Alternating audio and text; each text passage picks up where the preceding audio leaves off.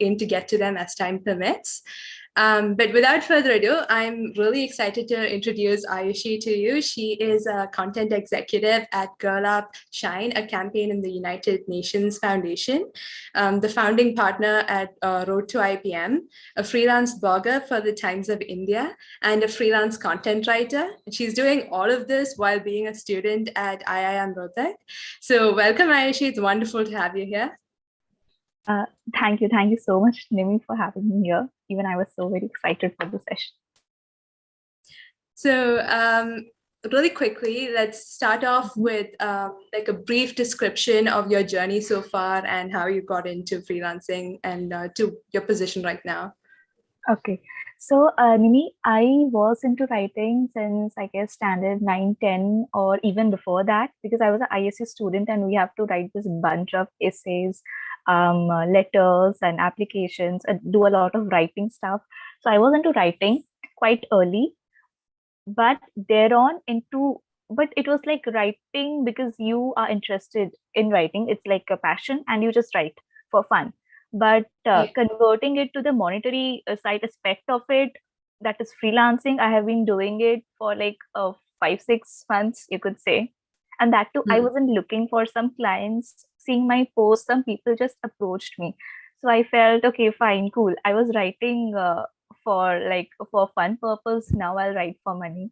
And then I got into this thing. That is how I was introduced to freelancing. That's amazing. It kind of fits perfectly, right? That you were interested in writing and something you're passionate about, and it just flowed into your career itself.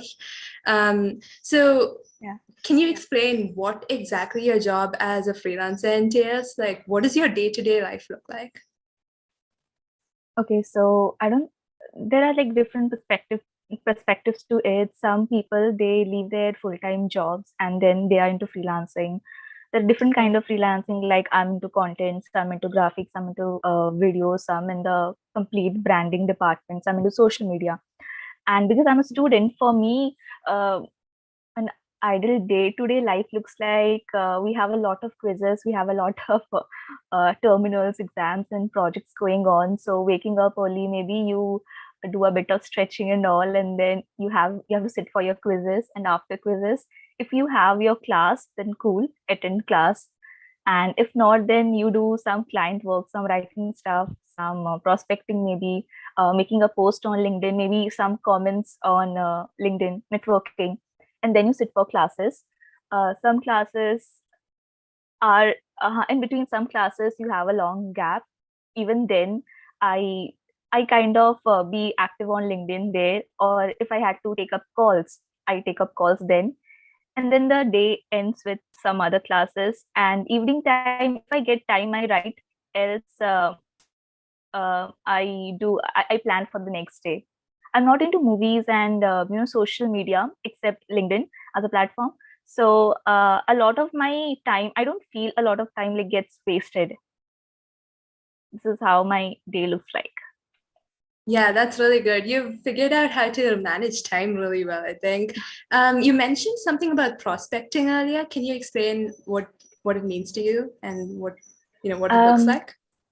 Yeah, so I have been previously what used to happen was I used to get a lot of clients inbound. But now I feel, okay, let me try some outbound also. Let me see how things go on. Let me cold DM some people. Let me get on call with some. Let me figure out how they do things. Let me get into some team, who are into freelancing for long. And let me figure out how they do it.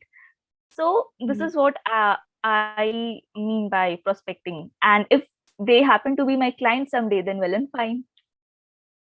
Yeah, it makes sense. So talking about clients, right? How did you kind of find your first client? Must have been quite nerve-wracking, doing it professionally all of a sudden. Okay. So it was like out of the blue. One day I wake up to someone texting me that we are gonna have a landing page and can you provide the content for it?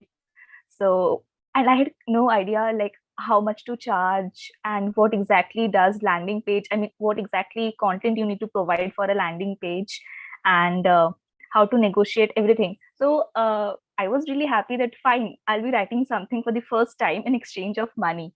But then I had to contact a lot of people to understand what's the present rate like, and what's the difference, how does like content for landing page looks like, etc., etc.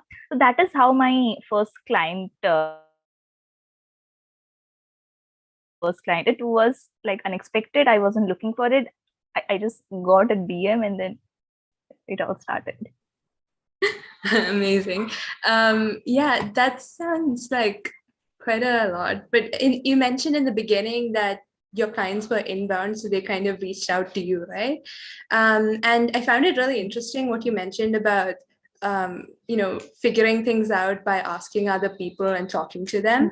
So can you kind of explain how your process and what networking means to you, especially in that context?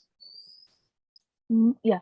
So, see, we need to accept that, this tag things do matter, at least to give a push start. Like even when I got my first client, he came into me because I'm from IIM and he had to make something for a edtech. I mean, it was a edtech website. So, he had this kind of thing in mind that, okay, fine, this girl, if I take someone from that background, maybe I'll get the quality. I mean, the person understands it better. Likewise, now this wouldn't have happened if the person wasn't knowing. Like, I mean, if I was kind of I wasn't available, you understand, just because I post on LinkedIn, I network with people. He came in from one of my posts.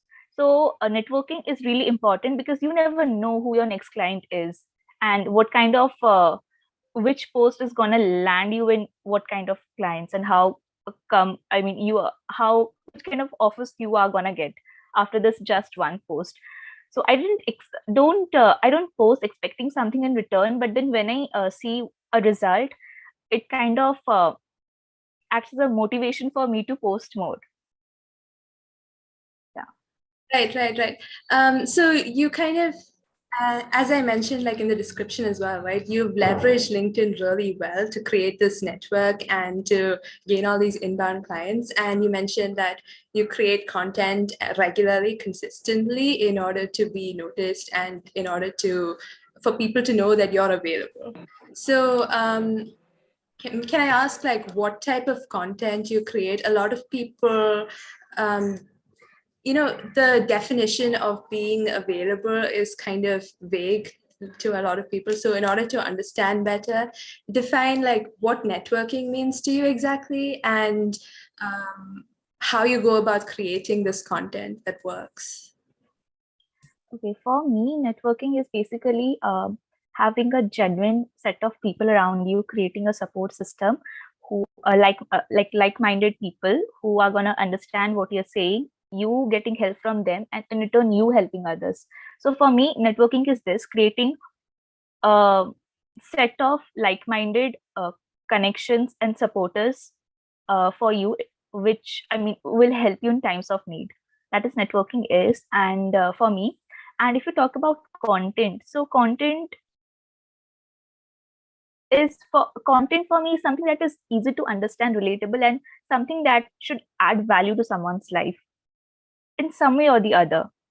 A new fact, or maybe a new writing style, or maybe the set of sentences, how the frame of sentences, how people go on while posting. So there are a lot of things to observe from a single set of content, and you consciously make an effort to understand and observe that only when you are indulged in something. Like previously also I used to write, but these little tidbits I never gave attention to, which I'm giving attention as and when I'm growing, as and when I am posting. So you get to understand a lot of things in the process. Got it. That makes sense. Do you have any suggestions for, like, as a beginner freelancer, a freelance writer, when you go into it to kind of create this kind of content? Do you have any resource or tool suggestions? I would say I don't use any tools as such, though there are a lot of tools available. I feel if you set a time for a content and then you keep posting the same time, it'll become very monotonous and you lose interest. So whenever I feel like I feel like, okay, this is a good content I should be posting, I just hit that post button. I don't think twice.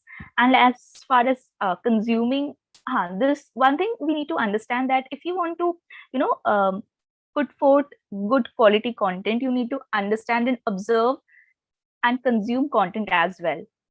And in a content, when I say that, not just, it doesn't only mean the fact or the educational, the learning you are getting from it, but small observations, like I said, forming of sentences, putting emojis, because making a LinkedIn post is really has a lot of difference from making a blog post.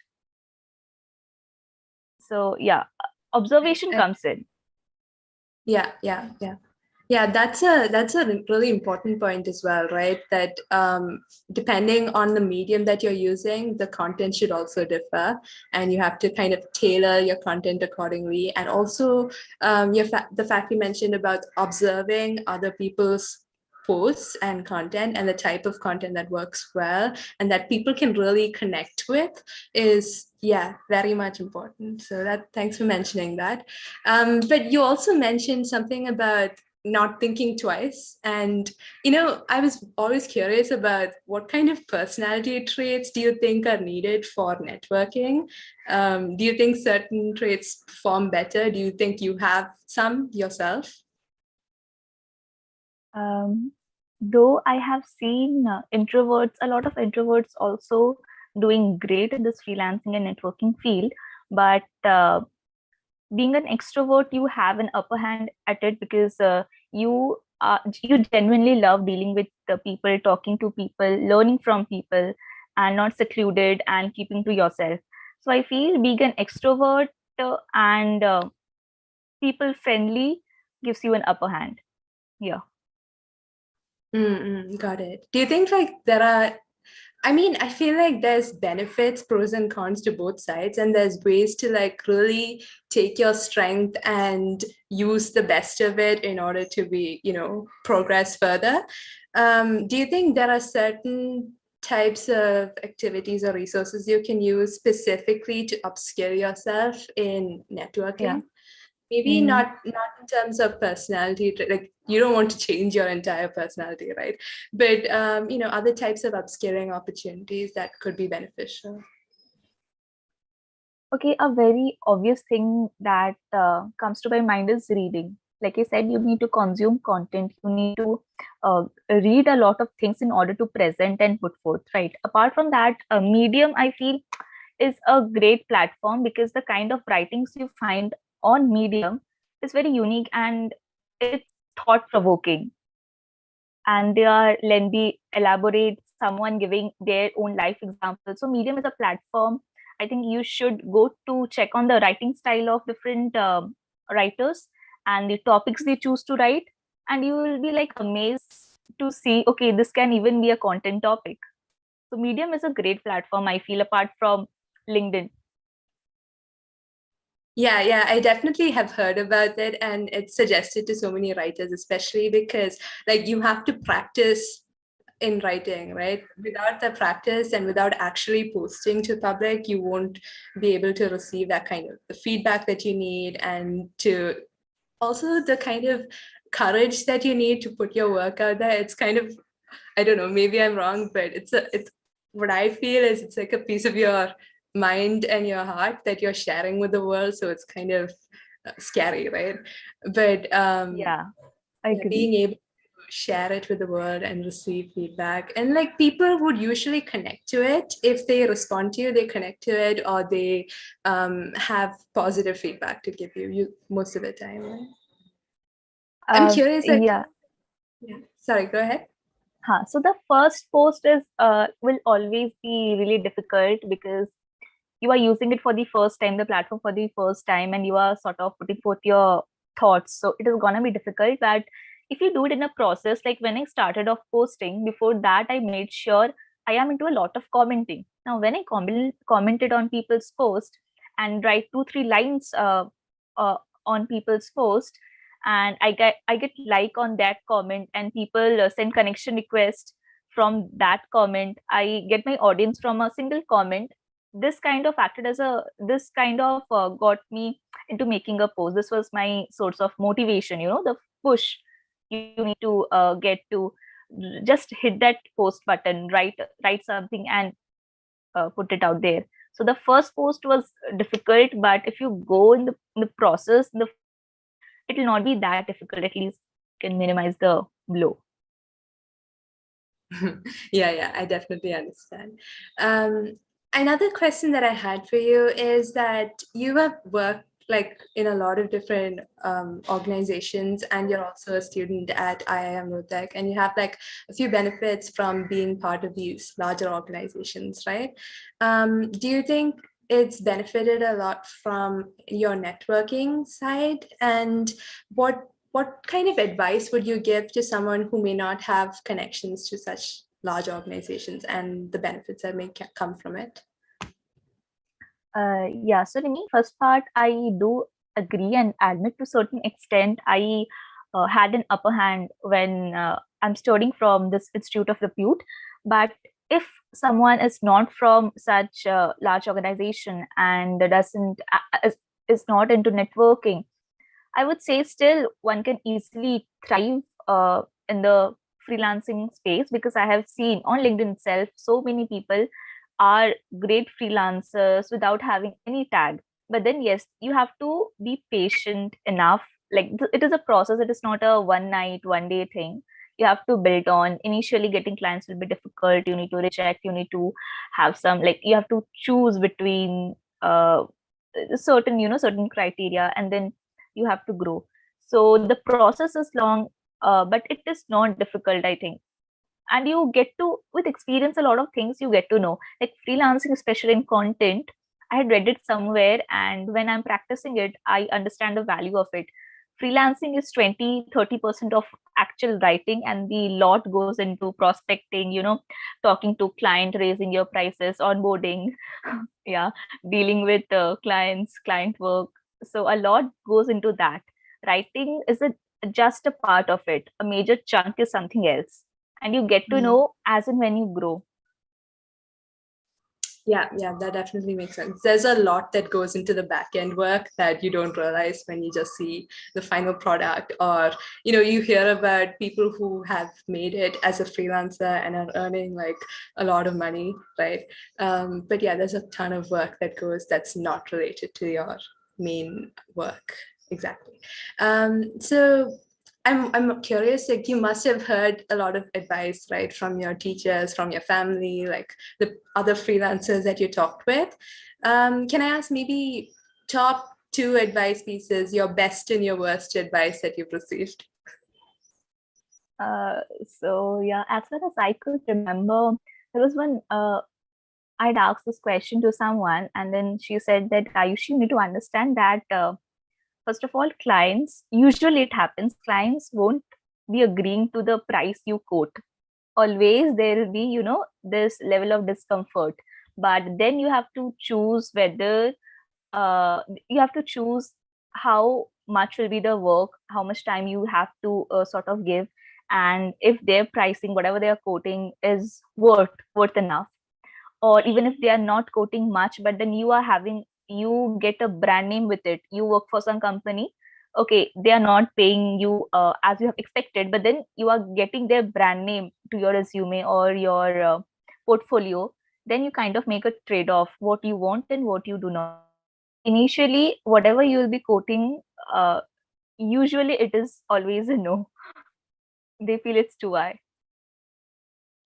Yeah, I guess like in the beginning when you don't have, I don't know, a portfolio to say that, okay, this is all my previous experience, this is a kind of the kind of work, quality work that I can provide, then you have to have a balance between your expectations and what you can actually receive. But yeah, there's a lot of skills that you can only learn with experience, right? It's like pricing, knowing how to price your products, or how to negotiate to get the best deal for yourself. So that's also very interesting. Do you think what kind of, we have a question from Not sure who, but so are there any other skills that are important for other aspects of freelancing? Other aspects of freelancing, as in other domains, except Yeah, so content, we have. freelancing in general, not so much in terms of as a writer. Hmm. So I think getting clients, negotiation, and networking, letting the world know what you're good at is important, because until and unless you say, how will people come to know what you are good at or what you have to offer? So first you have to push yourself to tell that, okay, hey, I'm good at this. This is what I do, and I can take up your project to do it.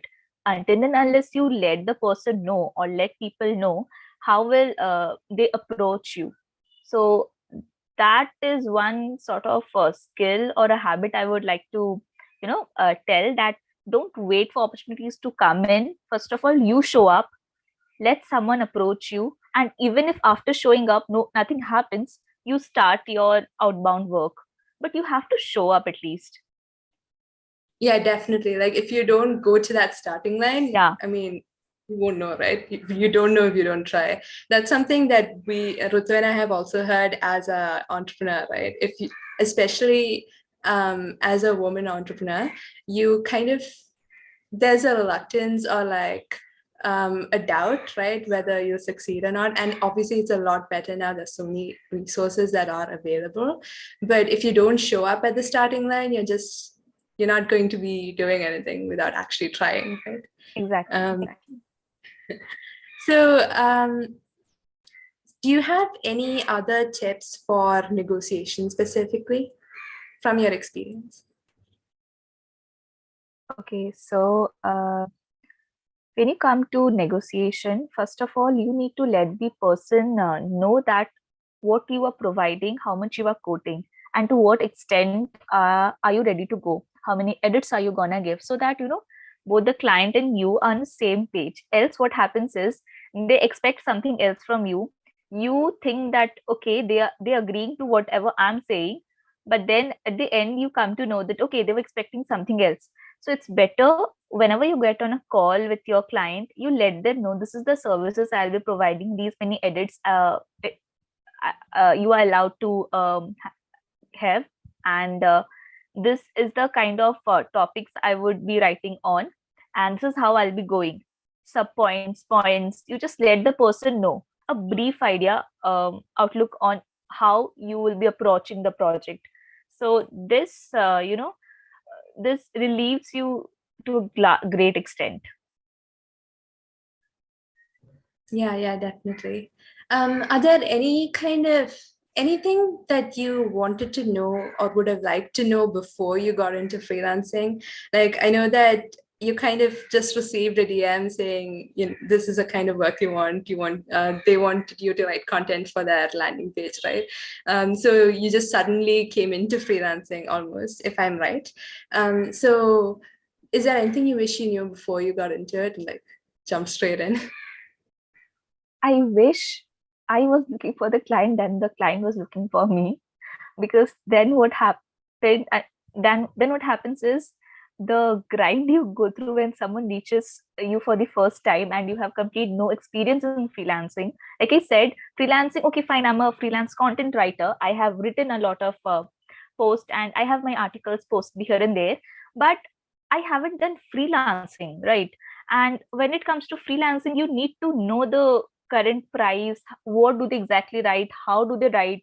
So I had completely no idea. I wish I had those idea, and then someone had approached me, and so that the grind I went through of DMing so many people, what's the current rate, and what exactly comes under landing page, what do you have to write there, and what gets covered in that landing page. Do you have to write blogs and blogs also along with it, copywriting also. So these many things, if I knew earlier, it would have been better, I feel. Yeah. I can definitely understand that.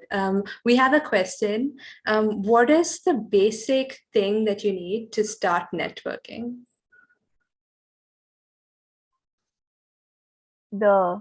I think your willpower to network, your willpower to meet and share ideas. And you need to understand why do you want networking. And if you're not sure, it's okay. Spend some time on LinkedIn every day. Slowly, gradually, you'll understand what kind of posts people make, why are they here, and everything is a process, but you have to spend time there on the platform. Yeah, yeah. There's a lot of it's a question that I have as well, but we just received another question about it, so I wanted to bring it up. So a lot of the times when you're networking in a platform like LinkedIn, which is made for this kind of professional networking, right? There's a lot of times where you don't want to feel like it's just a transactional relationship. Um, how do you make sure that it doesn't seem as though it's only for business? If you want to build a longer term relationship with somebody and them, and you don't want to seem so cold, right? Yeah. So this has happened like 2 to 3 days back.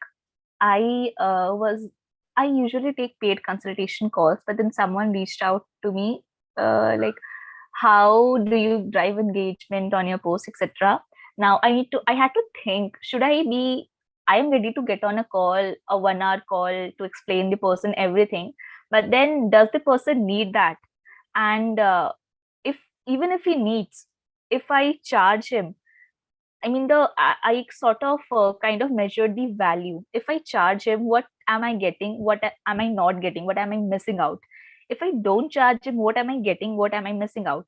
So I kind of reached to the conclusion that maybe this person, I'll be needing his help in the future. So this person is a meaningful connection, and the thing that he wants to ask or his query is about, I can sort it over a call itself. I don't need to charge, but maybe I can ask him for a recommendation. Now that is not that doesn't come under the charge thing, but then he somehow adds value after receiving value.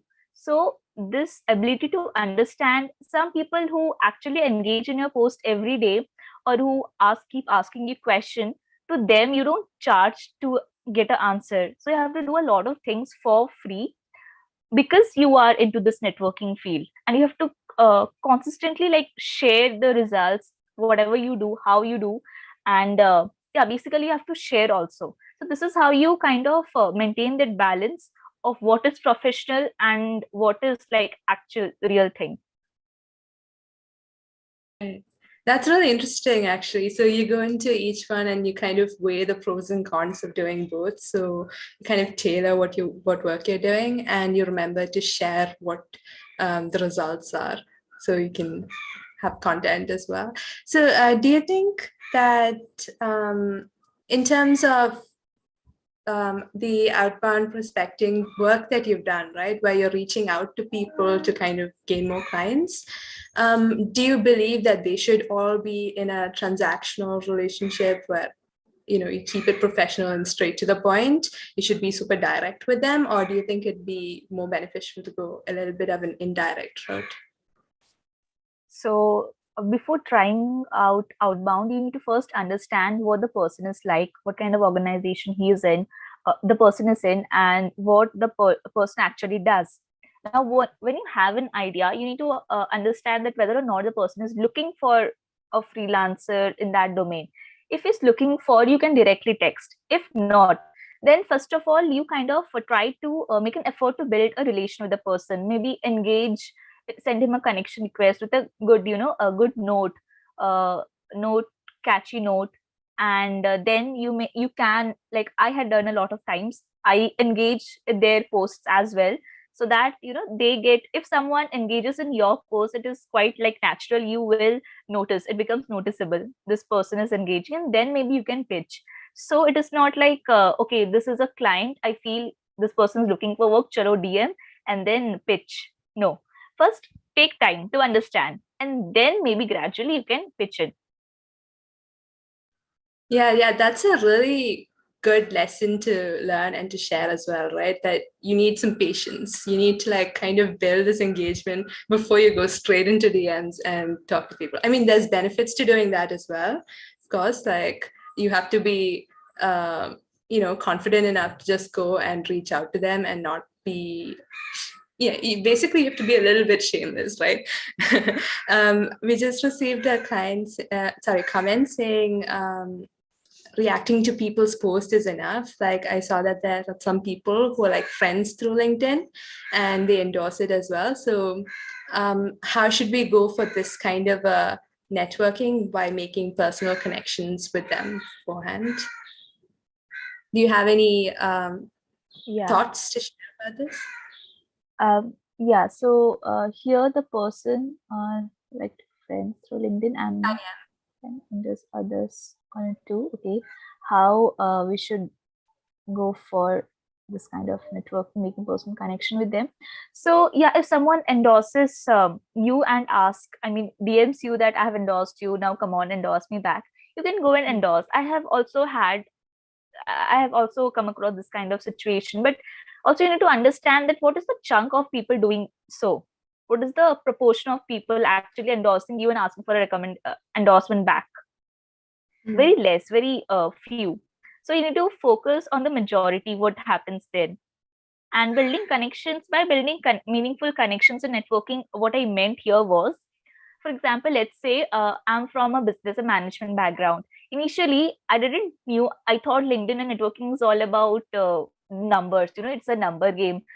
Get more and more connections and more followers. What happened was, there was a time when my feed was filled with posts I had no idea about. It was about coding, DSA, and those technical stuff which I'm not into. I'm not able to understand, and because I'm not able to understand, I cannot engage back. Now I become a dead connection to them. So you need to choose what kind of people will you be benefited from, and you will be and you can help.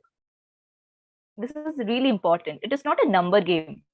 And once you understand, okay, my niche or my the kind of people I want to engage with are students, professionals specifically from business management background, commerce background. When you accept those kind of connection requests, you send connection requests to people from that field, so that you are kind of filtering your audience, and then you comment and then you engage. Right. It's more about like the quality of the connections and the network that you're building, how specific it is to your specific needs as well. So yeah, that makes a lot of sense. We had a question earlier, I think, where mostly the people ask you every time, like when you connect with them, they ask you, do you know them, after accepting the connection request. So you're like, do you kind of wonder to yourself, are you in the wrong circle? Are you talking to the wrong people? Or maybe they're introverts, so they need to know you beforehand. What do you think about that kind of a situation, right?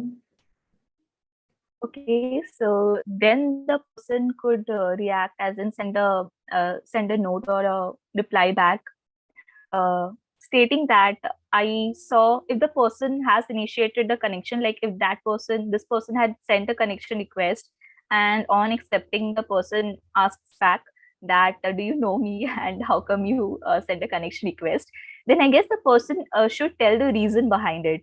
Like, I sent you a connection request because I saw economics honors in your headline, and because I'm in that commerce domain, I felt that we could be mutually beneficial to each other. So be genuine and tell the reason.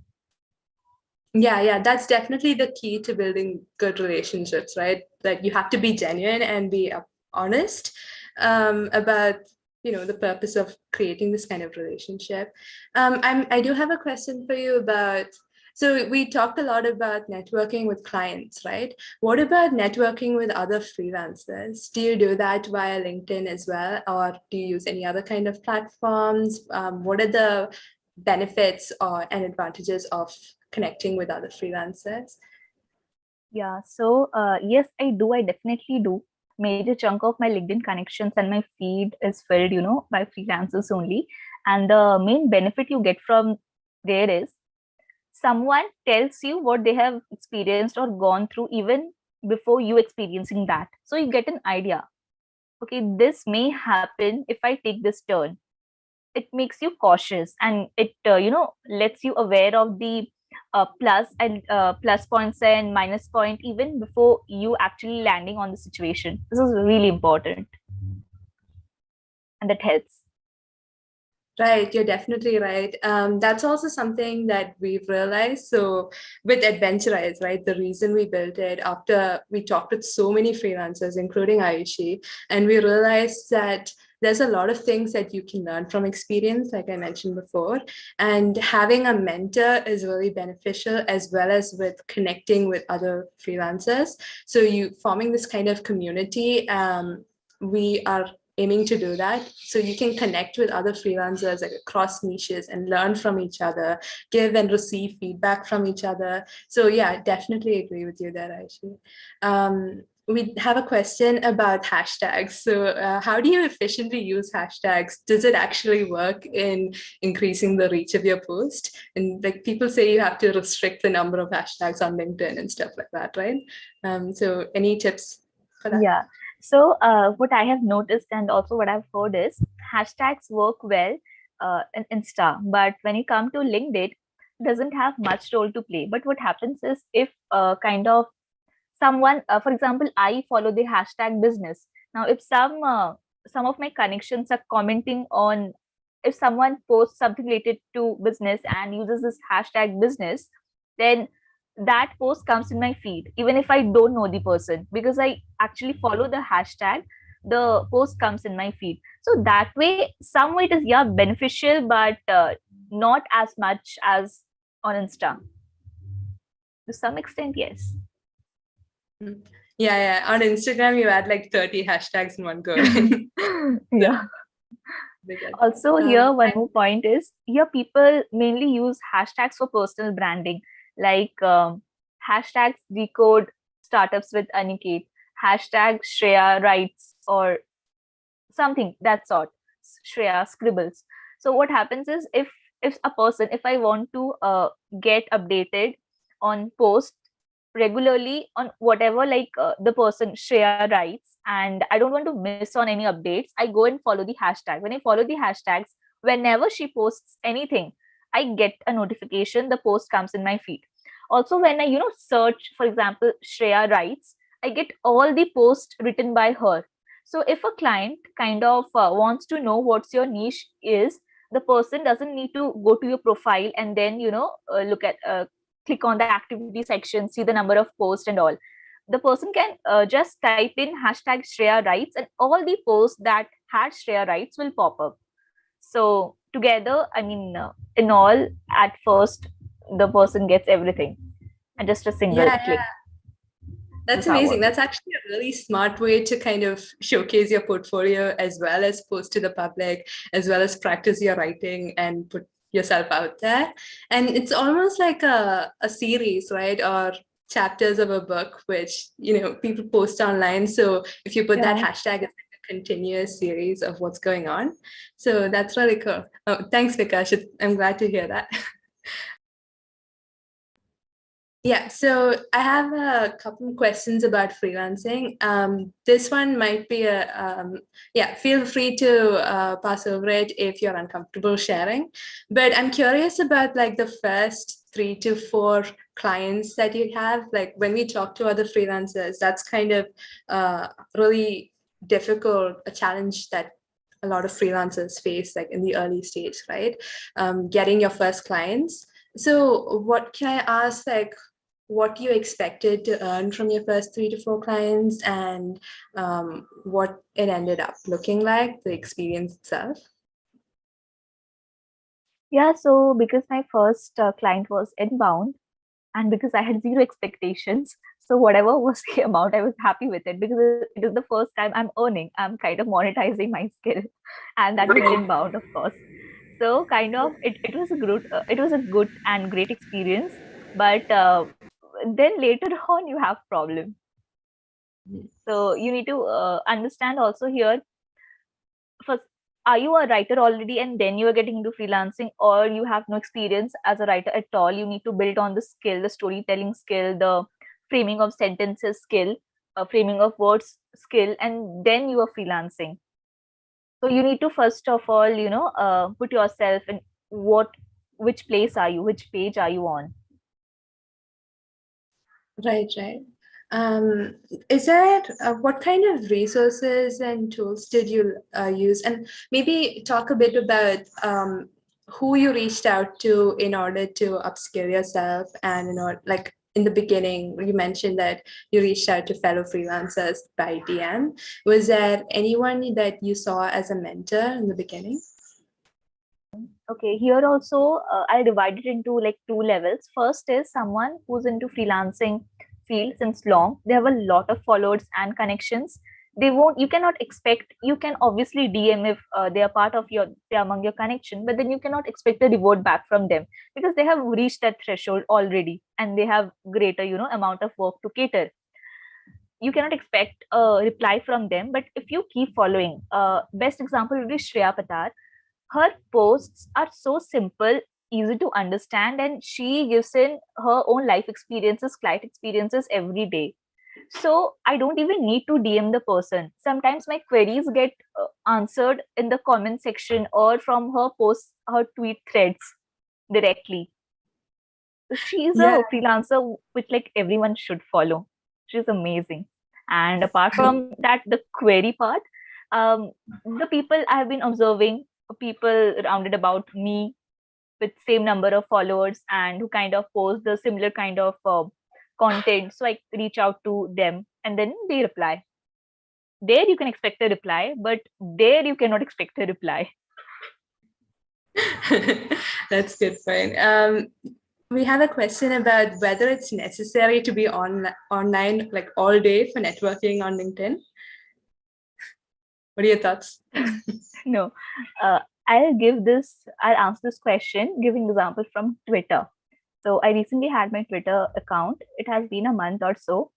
Now I don't have time. I love LinkedIn as a platform, but I also want to be active and engage in Twitter. So what I do is 10 minutes if I open the app, whichever like tweets like come in my feed, I kind of push myself to answer, I mean to reply something, to comment something, and then within that minute only I kind of tweet and retweet something.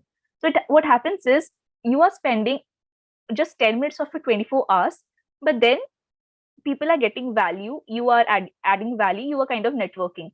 So you can use this kind of thing for LinkedIn as well. If you feel that you don't need to be active all day long, do I feel, when you get results out of it, even I wasn't active, but then when people started reaching out, I got calls from like you people for sessions, I'm getting benefited. So when you can see the results, you that acts as a motivation for you to be active on that platform. But you need to maintain a balance. If initially what you can do is you can like choose some time for networking, just scrolling your feed, just posting or commenting.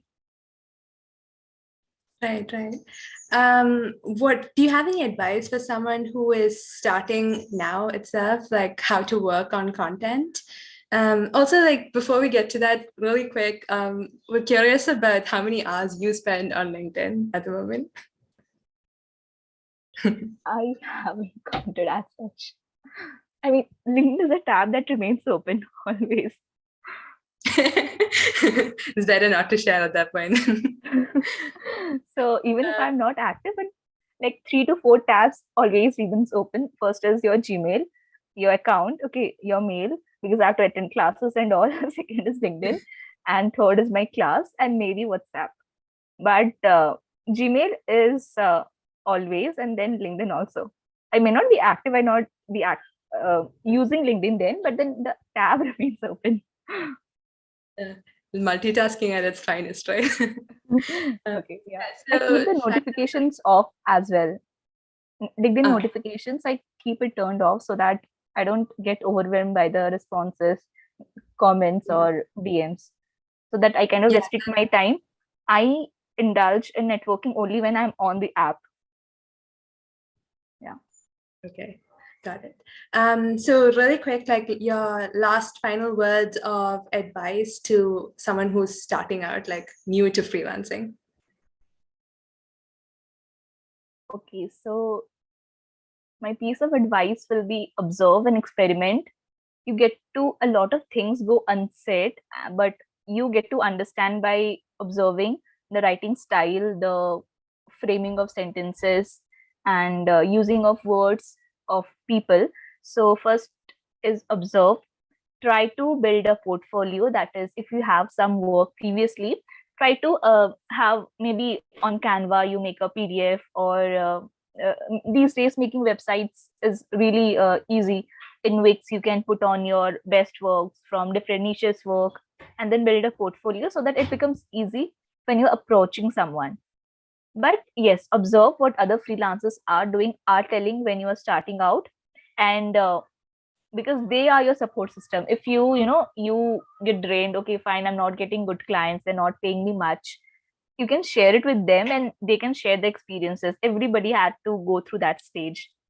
So create a support system, and have some certain platform to showcase all your work, be it your own website or some in Canva or a PDF document, anything, but then have something.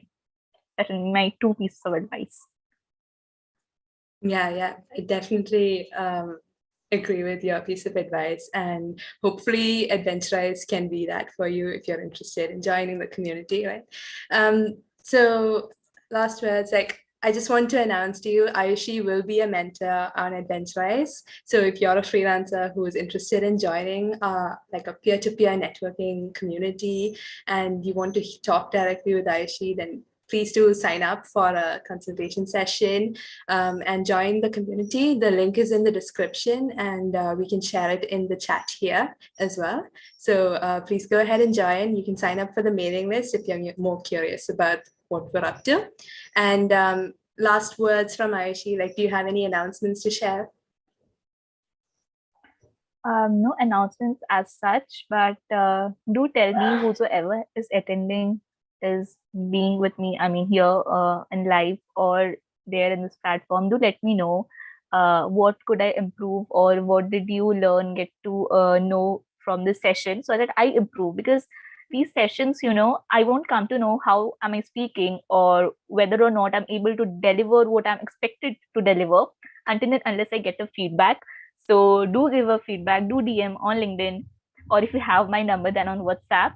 And otherwise, also you can reach out to me for any help. I'll try my best to help you out. And I'm a part of Road to IPM. It's a kind of student-run initiative to help people get into crack IP MAT and get into IAMs.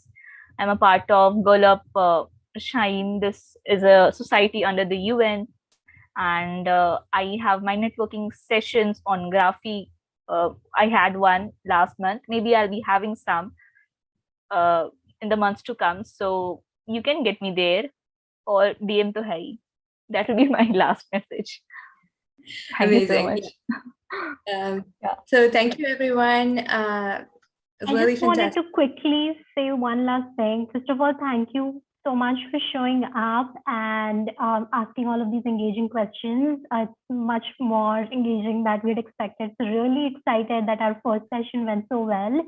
And we would really love to get any feedback or suggestions or any other thoughts you have on how you'd like our future sessions to be like.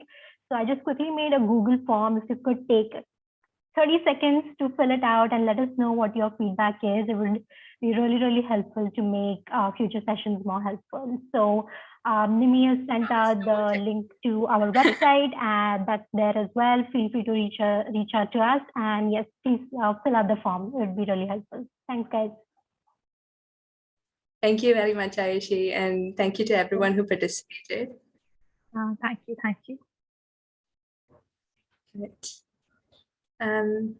We'll close the call in a bit. So yeah, thanks everyone. Yeah. Should we call it a day? Yeah, we can. I think we can end the session now. Yeah, please go ahead, sign up for the community. Please fill out the Sorry, Google. there's one question that we missed, Nimi. Sam asked if there's any scope for IT background people. So yes, our community is open to all kinds of freelancers. So it doesn't matter, we're like agnostic to your field or specialization. We want to really encourage collaboration across fields and really help you network across different kinds of niches. So yes, it's open to all kinds of freelancers. Reach out to us if you have any more questions. Yeah, we're available on LinkedIn as well, so don't worry about it. All right. Bye. Have a great day, everyone. Thank you. Thanks, Ayushi. Thanks, Ayushi. Thanks, everyone. Thank you so much.